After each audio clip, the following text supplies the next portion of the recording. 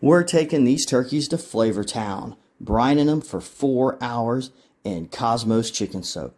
We take them out of the brine, rinse, pat dry, and remove any excess fat.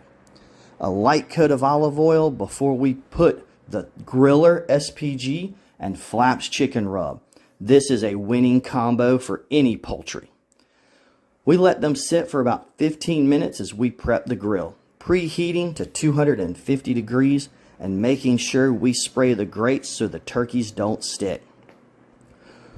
Once it's ready, we throw the turkeys on, making sure they don't touch each other so we get even cooking. We crank it up to 300 degrees, and every 30 minutes we go back out and spray it with oil for that golden goodness. Halfway through the cook, we rotate, and we're checking for temps at 165 in the breast and 175 in the thigh, and then they're